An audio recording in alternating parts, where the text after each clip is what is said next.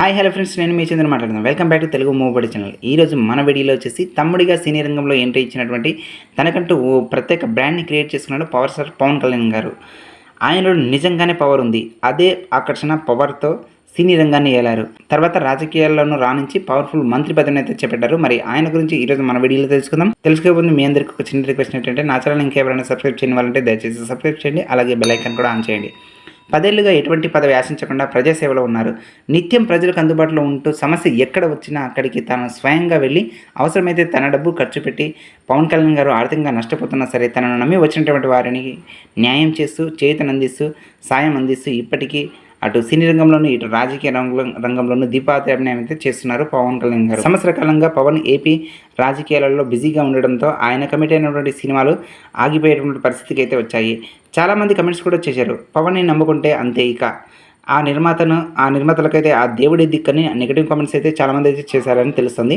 పవన్ కళ్యాణ్ గారు ఇప్పటికీ ఓకే అంటే బ్లాంక్ చెక్కులతో నిర్మాతలు రెడీగా ఉంటారు. అయితే కమర్షియల్గా ఆలోచించినటువంటి పవన్ కళ్యాణ్ గారు ఇక ముందు సినిమాలో ఆచితూచి ఒప్పుకుందామని అనుకుంటున్నట్లయితే తెలుస్తుంది. కొత్తగా మరే మూవీ ప్రాజెక్టులు అయితే ఒప్పుకోకుండా ఇప్పటికీ కమిట్ అయినటువంటి సినిమాలు చేద్దామని అనుకుంటున్నారు.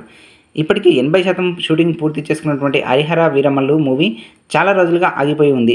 రీసెంట్గా ఆ చిత్ర నిర్మాత ఏఎం రత్నం పవన్ కళ్యాణ్ను సంప్రదించి కేవలం 10 రోజుల సమయం తనకి కేటాయించాల్సిందిగా అభ్యర్థించారట. పవన్ కళ్యాణ్ గారు అంత బిజీగా ఉండి తన వలన నిర్మాత ఎవరూ నష్టపోకూడదని అందుకు ఒప్పుకుంటున్నారని సమాచారం.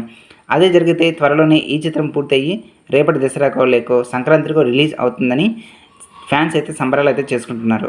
అలాగే మరో చిత్రం కూడా ఇదే గ్యాప్లో పూర్తి చేయాలనేటువంటి ఆలోచనలో ఉన్నారని తెలుస్తుంది. అయితే యువ దర్శకుడు సుజిత్ పవన్ కళ్యాణ్ హీరోగా ఓజీ సినిమా అనేది మొదలుపెట్టిన సంగతి మనందరికీ తెలిసిన విషయమే.